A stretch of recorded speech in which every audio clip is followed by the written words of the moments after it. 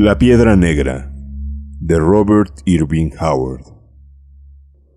Dicen que los seres inmundos de los viejos tiempos acechan en oscuros rincones olvidados de la tierra, y que aún se abren las puertas que liberan ciertas noches a unas formas prisioneras del infierno.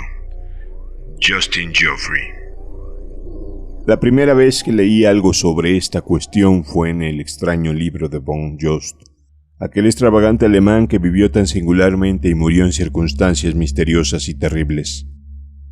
Quiso la suerte que cayese en mis manos su obra Culto sin nombre, llamada también El Libro Negro, en una edición original publicada en Düsseldorf en 1839, poco antes de que el autor le sorprendiese su terrible destino.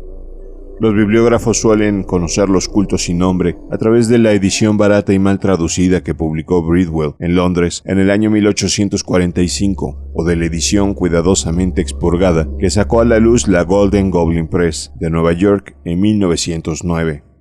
Pero el volumen con el que yo me tropecé era uno de los ejemplares alemanes de la edición completa, encuadernado con pesadas cubiertas de piel y cierres de cuero herrumbroso.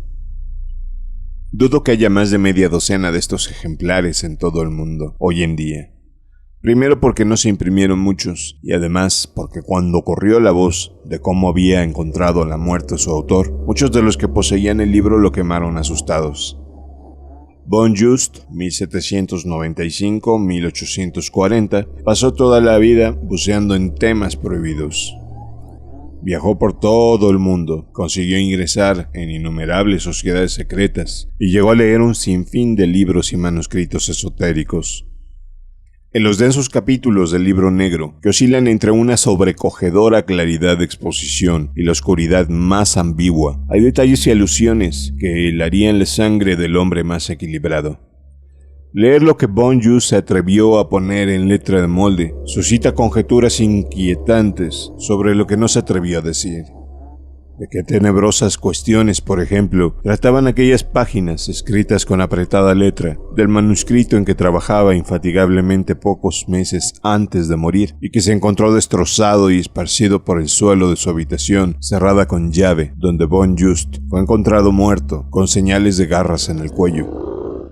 Eso nunca se sabrá, porque el amigo más allegado del autor, el francés Alexis Landau, después de una noche de recomponer los fragmentos y leer el contenido, lo quemó y se cortó el cuello con una navaja de afeitar. Pero el contenido del volumen publicado es ya suficientemente estremecedor, aún admitiendo la opinión general de que tan solo representa una serie de desvaríos de un enajenado. Entre multitud de cosas extrañas se encontró una alusión a la Piedra Negra, ese monolito siniestro que se cobija en las montañas de Hungría y en torno al cual giran tantas leyendas tenebrosas. Von Just no le dedicó mucho espacio. La mayor parte de su horrendo trabajo se refiere a los cultos y objetos de adoración satánica que, según él, existen todavía, y esa Piedra Negra representaría algún orden o algún ser perdido, olvidado hace ya cientos de años. No obstante, el mencionarla se refiere a ella como a una de las claves. Esa expresión se repite muchas veces en la obra, en diversos pasajes, y constituye uno de los elementos oscuros de su trabajo. Insinúa brevemente haber visto escenas singulares en torno a un monolito en la noche del 24 de junio. Cita la teoría de Otto Donsmann, según la cual este monolito sería un vestigio de la invasión de los hunos, erigido para conmemorar una victoria de Atila sobre los godos. Von Just rechaza esta hipótesis sin exponer ningún argumento para rebatirla. Únicamente advierte que atribuir el origen de la Piedra Negra a los hunos es tan ilógico como suponer que Stonehenge fue erigido por Guillermo el Conquistador. La enorme antigüedad que esto daba a entender excitó extraordinariamente mi interés y, tras haber salvado algunas dificultades, conseguí localizar un ejemplar, roído por las ratas, de los restos arqueológicos de los imperios perdidos. Berlín, 1809, editorial Der Drachenhaus, de Donsmann. Me decepcionó el comprobar que la referencia que hacía Donsmann sobre la Piedra Negra era más breve que la de von Just, despachándola en pocas líneas como monumento relativamente moderno comparado con las ruinas grecorromanas de Asia Menor, y que eran su tema favorito. Admitía, eso sí, su incapacidad para descifrar los deteriorados caracteres grabados en el monolito, pero declaraba que eran inequívocamente mongólicos. Sin embargo, entre los pocos datos de interés que suministraba Dosman, figuraba su referencia al pueblo vecino a la Piedra Negra, Stregu Cavar, nombre nefasto que significa algo así como pueblo embrujado. No logré más información a pesar de la minuciosa revisión de las guías y artículos de viajes que llevé a cabo. Stregu Cavar, que no venía en ninguno de los mapas que cayó en mis manos, está situado en una región agreste, poco frecuentada, lejos de la ruta de cualquier viajero casual. En cambio, encontré motivo de meditación en las tradiciones y costumbres populares de los manguiares, de Dorney.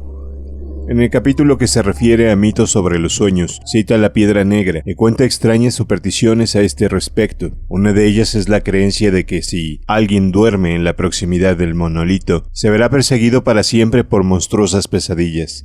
Y cita relatos de aldeanos que hablaban de gentes demasiado curiosas que se aventuraban a visitar la Piedra Negra en la noche del 24 de junio y que morían en loco desvarío a causa de algo que habían visto allí. Eso fue todo lo que saqué en claro de Dorney, pero mi interés había aumentado muchísimo al presentir que en torno a esa piedra había algo claramente siniestro. La idea de una antigüedad tenebrosa, las repetidas alusiones a acontecimientos monstruosos en la noche del 24 de junio, despertaron algún instinto dormido de mi ser, de la misma forma que se siente más que se oye la corriente de algún oscuro río subterráneo en la noche. Y de pronto me di cuenta de que existía una relación entre esta piedra y cierto poema fantástico y terrible, escrito por el poeta loco Justin Geoffrey, El pueblo del monolito. Las indagaciones que realicé me confirmaron que, en efecto, Geoffrey había escrito este poema durante un viaje a Hungría. Por consiguiente, no cabía duda que el monolito al que se refería en sus versos extraños era la misma Piedra Negra. Leyendo nuevamente sus estrofas, sentí una vez más las extrañas y confusas agitaciones de los mandatos del subconsciente que había observado la primera vez que tuve conocimiento de la piedra. Había estado pensando qué sitio elegir para pasar unas cortas vacaciones, hasta que me decidí. Fui a Stregu Cavar. Un tren anticuado me llevó a Temesvar, hasta una distancia todavía respetable de mi punto de destino. Luego, en 3 días de viaje en un coche traqueteante, llegué al pueblecito, situado en un fértil valle encajonado entre montañas cubiertos de abetos. El viaje transcurrió sin incidencias. Durante el primer día pasamos por el viejo campo de batalla de Szombat, donde un bravo caballero polaco-húngaro, el conde Boris Vladinov, había presentado una valerosa e inútil resistencia frente a las victoriosas huestes de Soliman, el Magnífico, cuando en 1526 el Gran Turco se lanzó a la invasión de la Europa Oriental. El cochero me señaló un gran túmulo de piedras desmoronadas en una colina próxima, bajo el cual descansaban, según me dijo, los huesos del valeroso conde. Recordé entonces un pasaje de las guerras turcas de Larsson. Después de la escaramuza, en la que el conde había rechazado la vanguardia de los turcos con un reducido ejército, el conde permaneció al pie de la muralla del viejo castillo de la colina para disponer el orden de sus fuerzas. Un ayudante le trajo una cajita lacada que había encontrado en el cuerpo del famoso escriba e historiógrafo Selim Bahadur, caído en la refriega. El conde extrajo de ella un rollo de pergamino y comenzó a leer.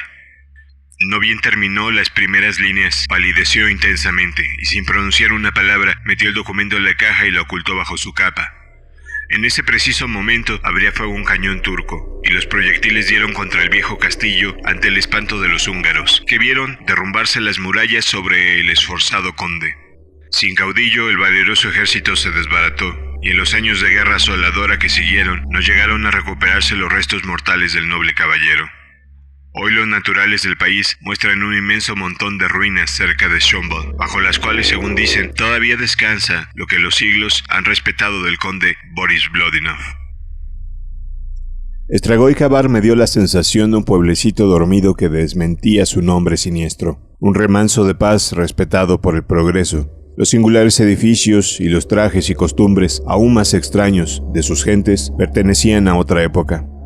Eran amables, algo curiosos, sin ser preguntones, a pesar de que los visitantes extranjeros eran sumamente escasos. Hace 10 años llegó otro americano. Estuvo pocos días en el pueblo, dijo el dueño de la taberna donde me había hospedado. Era un muchacho bastante raro, murmuró para sí. Un poeta, me parece. Comprendí que debía referirse a Justin Geoffrey.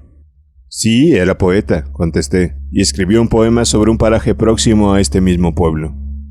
¿De veras? Mi patrón se sintió interesado. Entonces, si todos los grandes poetas son raros en su manera de hablar y de comportarse, él debe haber alcanzado gran fama, porque las cosas que hacía y sus conversaciones eran lo más extraño que he visto en ningún hombre. Eso les ocurre a casi todos los artistas, observé. La mayor parte de su mérito se da reconocido después de muerto. ¿Ha muerto entonces? Murió gritando en un manicomio hace 5 años. Lástima, lástima. Suspiró con simpatía. Pobre muchacho, miró demasiado la piedra negra. Me dio un vuelco el corazón. No obstante, disimulé mi enorme interés y dije como por casualidad: he oído algo sobre esa piedra negra. Creo que está por aquí cerca, ¿no? Más cerca de lo que la gente cristiana desea, contestó. Mire. Me condujo a una ventana enrejada y me señaló las laderas, pobladas de abetos, de las acogedoras montañas azules.